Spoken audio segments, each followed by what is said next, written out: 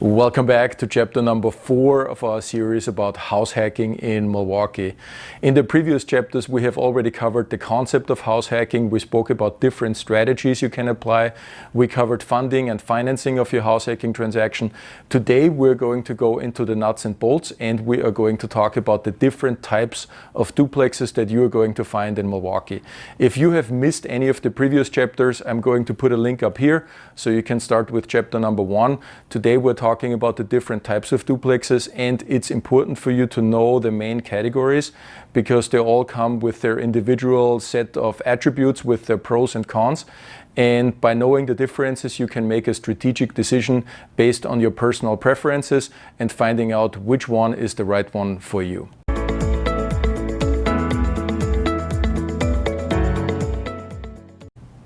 All right, my name is Marcus Auerbach. I'm a local real estate agent with Keller Williams here in Milwaukee, and I've also been a very active real estate investor for a little over a decade. Today we're talking about the different types of duplexes that you can use for house hacking in Milwaukee. And it may surprise you that house hacking is actually not a modern invention. People have been house hacking in Milwaukee for well over 150 years. And in order for you to understand a little bit better the different types of duplexes that we have in Milwaukee, I would like to take you back in time quickly and give you a short overview about the history of duplexes in Milwaukee. So in order to better understand why and how Milwaukee ended up with the most duplexes of any city in the Midwest, and by the way, that also includes Chicago, just saying, we have to go back in time and look at the history. So it comes down to basically 3 things, and that is transportation, power generation, and people. So transportation, obviously back in the 1800s, was mostly on the water, and people would start settlements everywhere where a big and deep river would go into one of the lakes. Why were the big rivers important? For 2 reasons. Because you could take your boat when there was a storm and bring it up the river so it had safe harbor while there was a storm raging out on the lake. Obviously that was before breakwaters were built. And secondly, you could also dam up the river and use it for power generation to power your sawmills and your grain mills and other industries. So these trading points developed a good economy and brought in more people, so these developments started growing. And by the way, Milwaukee had a strategic advantage over Chicago at the time. They were both about the same size, but Milwaukee was located more centrally on the lake and Chicago was more on a dead end of the lake. And that all changed when the first railroad was built from the East Coast to Chicago. Then, of course, with transportation, Chicago took over and rapidly grew faster than Milwaukee. But of course, also Milwaukee kept on growing, and being strategically located more in the center of the lake, it became a natural trading point for a lot of agricultural products.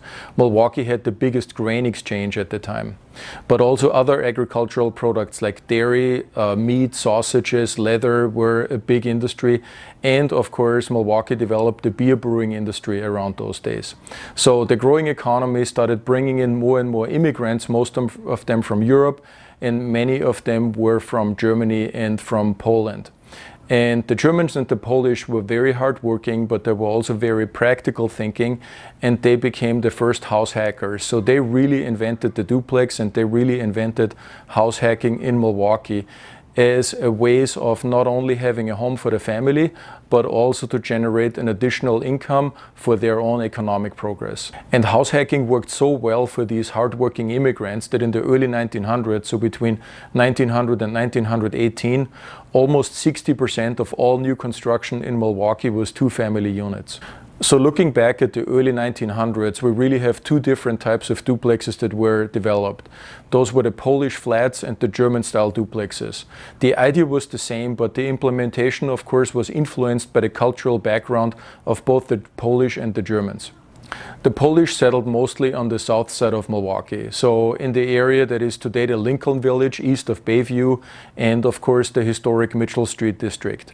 And then there was also Jones Island, which was basically a fishing village on the lakeshore of Lake Michigan.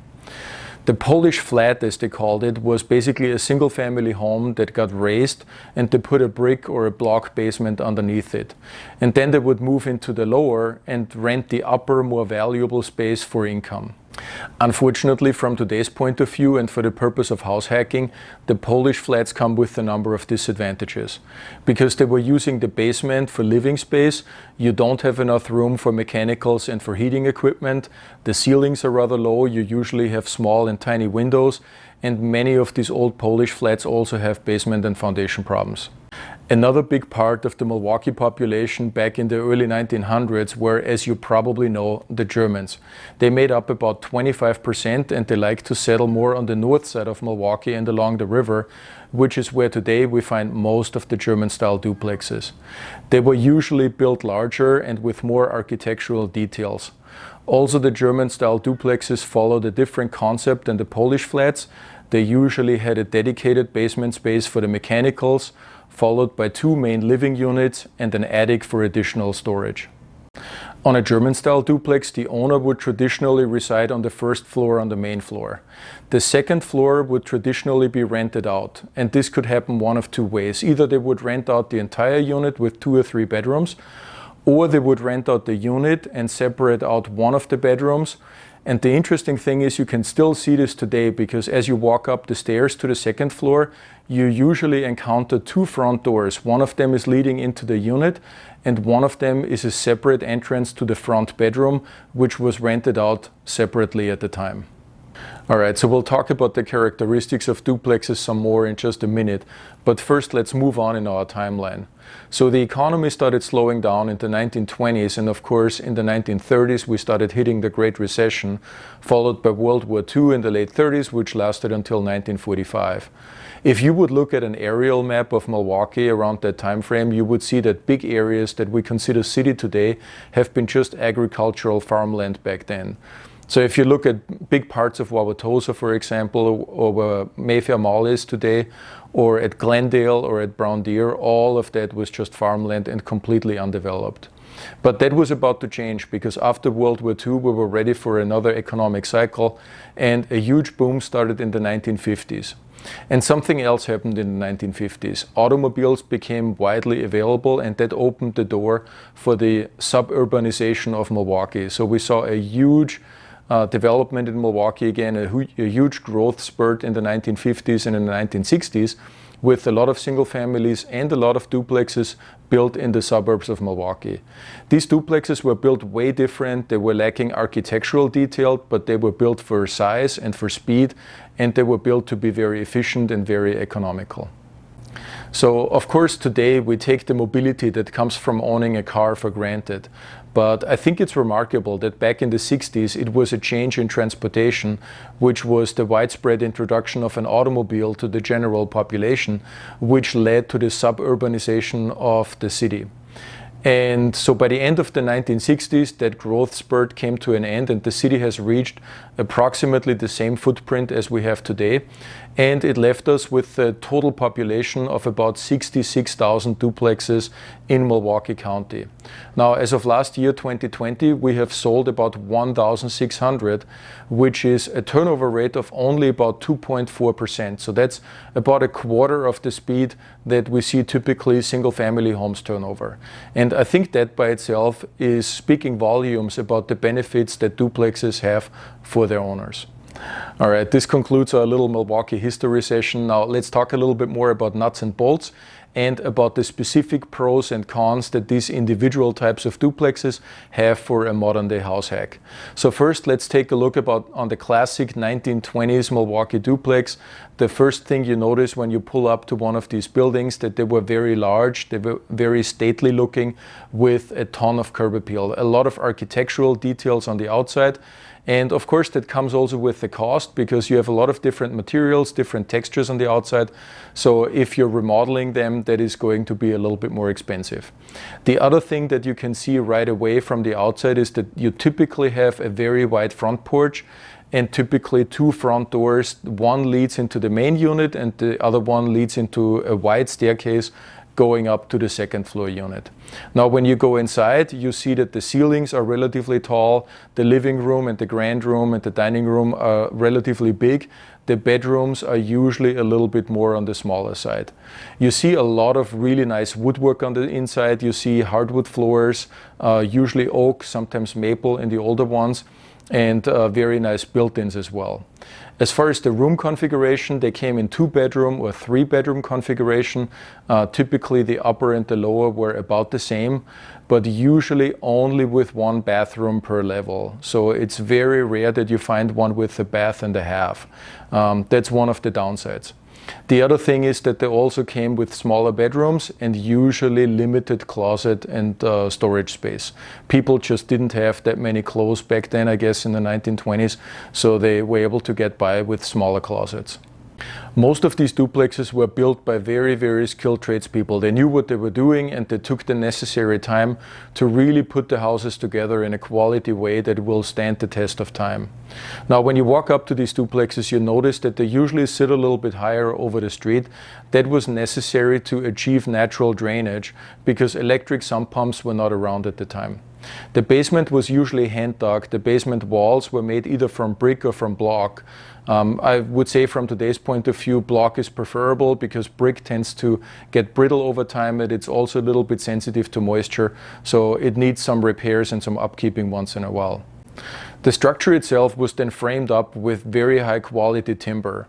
So the trees that they were using back then were slow grown and naturally dried over a summer, which results in a very, very dense and very hard wood, and they really took the time to put it together properly. So usually the bones of the buildings are still in excellent shape today. When you compare it with the lumber that we use today, which is fast grown and then kiln dried, it's a much different quality. And I think that's the reason why these buildings are still in such good shape after more than 100 years. Then the interior was finished with what we call lath and plaster. So of course this was before the introduction of drywall, and the way they finished interior walls was they would build up the walls with very thin wood strips with lath and then cover it, plaster it, literally with plaster. So that's a cement concrete mix that gets pushed through these little wood strips and forms a key on the backside, so it really grabs on to the wood strips and then gets troweled smooth on the outside. So this was used for the ceilings, this was used for walls, and it takes really some skill and some care to apply plaster in the right way and to make a surface really look good. The problem with plaster is that it tends to crack over time because the wood behind it is moving, it's shrinking and expanding throughout the seasons, and of course the plaster cannot always accommodate these movements, so then it develops cracks, and you see those cracks in the ceiling. That's oftentimes the reason why they are covering the ceilings with acoustic tile or something similar. You also see the cracks in the walls and they usually get painted over. Lath and plaster is a beautiful material, but it's a little bit of a pain in the neck when you have to remodel the house and you put, let's say new electrical or new plumbing in the wall. It's not as easy as patching drywall, and you need somebody who is skilled to work with lath and plaster and put that stuff together in the traditional way. Heating was usually achieved by means of radiant heat. So when you walk through the building, you see these cast iron radiators in every room. They are filled with hot water, which gets produced by a boiler in the basement. Of course, the fuel type has changed over the last 100 years. So it used to be solid fuel and coal and wood. Then it was oil, and today it's mostly natural gas. So it's a very nice and pleasant form of heating because you're not blowing dry hot air around, which dries out the building and dries out your skin.